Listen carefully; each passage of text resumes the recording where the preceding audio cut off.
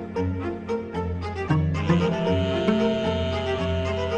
gouvernance mondiale. Le monde est devenu un village.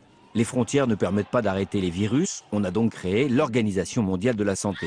Ni les flux financiers, on a donc créé le Fonds monétaire international. Avec ces institutions, on tente d'organiser le monde. On appelle ça la gouvernance mondiale. S'il y a bien une activité qui ne connaît plus de frontières, c'est le commerce. Voilà pourquoi l'Organisation mondiale du commerce est si importante. Jean-Paul, chef de l'entreprise Filchot, en sait quelque chose.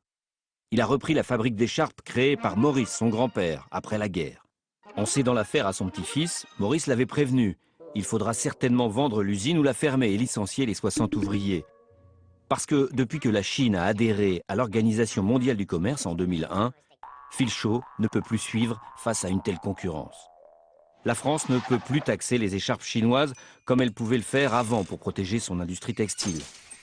Jean-Paul est furieux qu'on ait laissé la Chine adhérer à l'OMC. Il trouve que la concurrence n'est pas juste parce que les Chinois paient très mal leurs ouvriers. L'OMC est basé à Genève, en Suisse. 150 pays s'engagent à ne pas mettre de barrières douanières trop élevées entre eux. Le but, c'est que le commerce soit le plus libre et le plus fluide possible pour que le plus grand nombre de pays puissent acheter et vendre. S'il y a un conflit entre deux pays qui voudraient par des moyens détournés empêcher des importations ou des exportations, c'est l'OMC qui tranche et peut infliger des amendes aux tricheurs. En attendant, à cause de l'OMC, Maurice s'inquiète pour Jean-Paul et ses employés. Mais Jean-Paul est malin et au salon du textile moderne à Paris, il a rencontré Odile. Odile est ingénieure et elle a mis au point un tissu synthétique ultra souple et ultra chaud grâce à une formule toute simple à base de... Mais chut, c'est un secret de fabrication. Odile et Jean-Paul font affaire.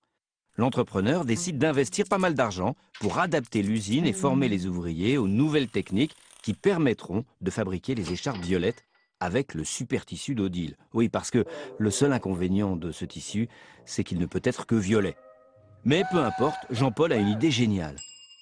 Depuis 2011, la Russie a adhéré à l'OMC.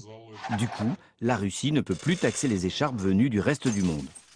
Et en Russie, il fait très froid. Jean-Paul part à Moscou et propose ses écharpes révolutionnaires en tissu super chaud. Et il explique aux Russes que la mode à Paris, c'est le violet. Rusé, non? Ils mentent à l'hameçon. Ils en commandent 25 000. En constatant que Filchot est sauvé, Maurice est obligé de reconnaître que l'OMC a aussi de bons côtés.